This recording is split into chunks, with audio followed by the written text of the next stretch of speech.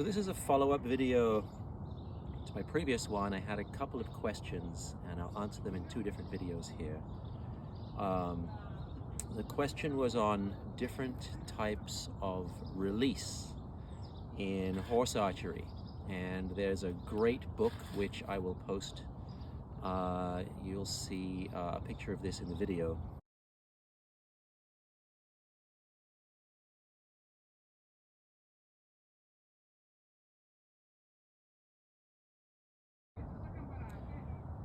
I was also asked in a previous video some comments on my YouTube channel about different releases, and there were literally dozens of different releases. There have been throughout history.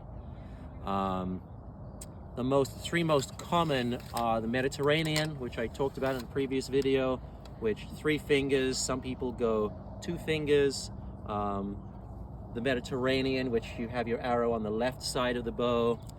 The second most common is the thumb draw, which arrow goes on the right side, thumb, index finger. Maybe sometimes people hook the large finger around, internally rotate that arm to keep the pressure on the arrow, keep it on the string, and release from that one. And then I think third one that we use in horse archery anyway is the Persian or Slavic, with the 2 middle fingers and the index finger on the arrow, drawing that way. There's also something else that's becoming very popular, and it actually was a thing, believe it or not. The Greeks used to do this a couple thousand years ago, where you would put the arrow on the outside of the bow, and once you're knocked, internally rotate with 3 or 4 fingers. And this has now become popular in the movie Prey, and you've also probably seen it in Avatar 2. So now I have an inverted draw. I don't know that it ever lasted very long with the Greeks, but there is a great book, and I'll post that book again in this video, that talks about all the different releases. And so that was one of them. The other thing that was very popular is people still do this, but with the only way I can do it is with a much weaker bow than this, and it's a pinch draw. And the Native Americans, I think, use that a lot.